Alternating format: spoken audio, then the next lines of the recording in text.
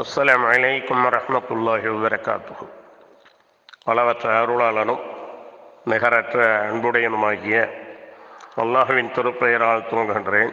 தலைப்பு நோன்பின் மாண்பு, தொடர் 9. அன்பானவர்களே, கண்ணியத்திற்குரியவர்களே,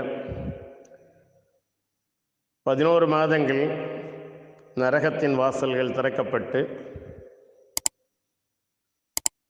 யாரெல்லாம் நரகத்திற்குரிய பாவமான காரியங்களை செய்கிறார்களோ அவர்கள் நரகில் நுழைந்து வேதனை அனுபவிப்பதற்கு தகுதியாக அந்த நரக வாயில்கள் திறந்து வா வா என்று அழைத்து கொண்டிருக்கின்ற அந்த நிலை இந்த ரமலான் மாதத்திலே மாற்றப்படுகிறது.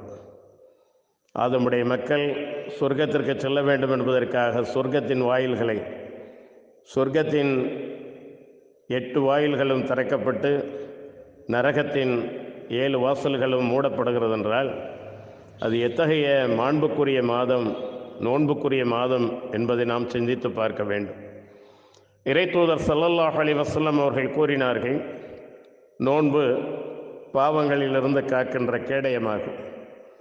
எனவே நோன்பாளி கெட்ட பேச்சுகளை பேச வேண்டாம், முட்டாள்தனமான செயல்களில் ஈடுபட வேண்டாம். யாரேனும் அவருடன் சண்டைக்கு வந்தால் அல்லது ஏசினால் நான் நோன்பாளி என்று இருமுறை கூறட்டும். என் உயிர் எவன் கைவசம் இருக்கிறதோ அந்த இறைவன் மேல் ஆணையாக நோன்பாளியின் வாயிலிருந்து வீசும் வாடை அல்லாஹ்விடம் கஸ்தூரியின் வாடையை விட சிறந்ததாகும்.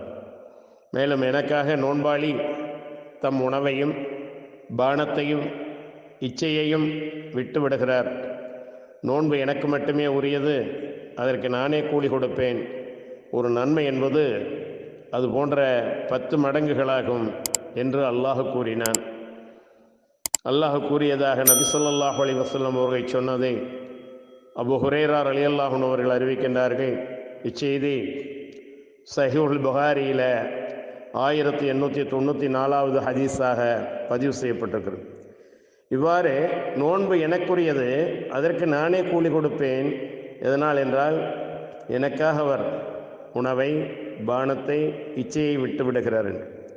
ஆனால் இன்னொரு இடத்திலே அல்லாஹ் சுப்ஹானஹு வ தஆலா சொல்லி காட்டுகின்றான். அல்லாஹ் சொல்வதாக நபி ஸல்லல்லாஹு அலைஹி வஸல்லம் அவர்கள் கூறுகின்றார்கள், சிலர் பசித்திருப்பதால், தாகத்தோடு இருப்பதால் அல்லாஹுக்கு எந்த விதமான தேவையும் இல்லை. அப்படியானால் அவர்களுடைய நோன்பு நோன்பானதாக இல்லை, அல்லாஹ் கூலி கொடுக்கக்கூடிய நோன்பாக அது இல்லை என்பதை நாம் புரிந்து கொள்ள வேண்டும்.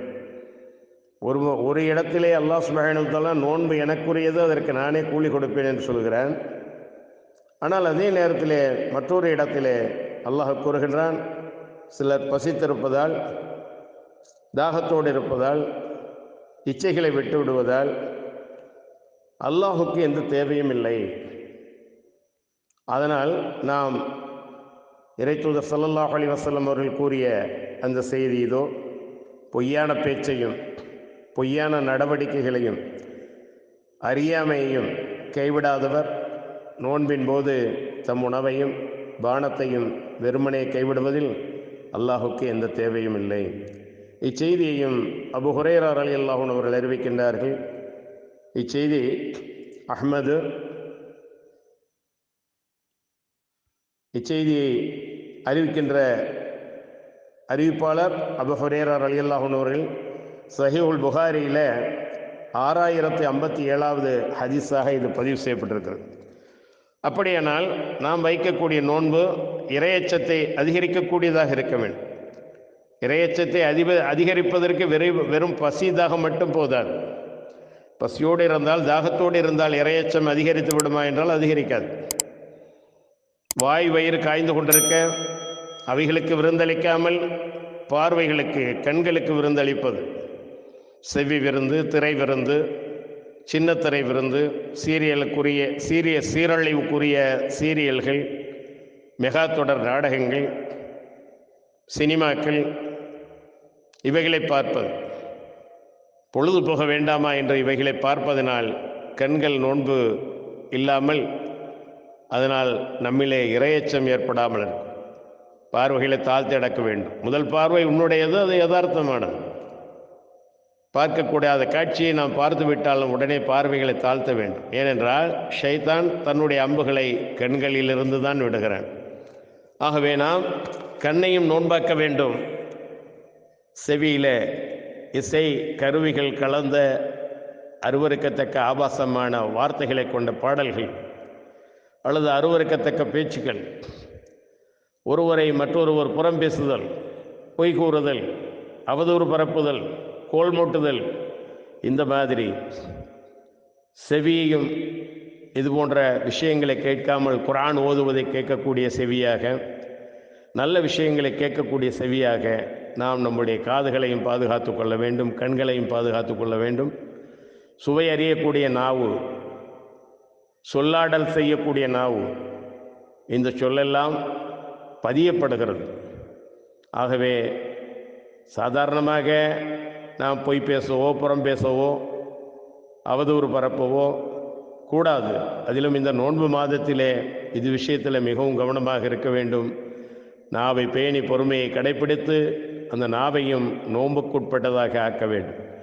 இப்படியெல்லாம் ஆக்கினால்தான் ஹலாலானவைகளையே நாம் விட்டிருக்கிறோம், ஹராமானவைகளை தொடக்கூடாது என்ற அந்த பயம், அல்லாஹுடைய பயம் நமக்கு ஏற்பட வேண்டும். அதன் மூலமாக நாம் புடம் போட்ட தங்கங்களாக, அல்லாஹுடைய மன்னிப்புக்கும் அருளுக்கும் உரியவர்களாக, அதன் மூலம் சொர்க்கத்தை பெறக்கூடியவர்களாக ஆக முடியும். அத்தகைய நன்மக்களாக வல்ல அல்லாஹ் உங்களையும் என்னையும் ஆக்கிக்கொள்ள வேண்டும். இன்னும் வரும் இன்ஷா அல்லாஹ். வாஹிர் தவானா அல்ஹம்துலில்லாஹி ரபில் ஆலமீன். அஸ்ஸலாமு அலைக்கும் வரஹ்மத்துல்லாஹி வபரகாத்துஹு.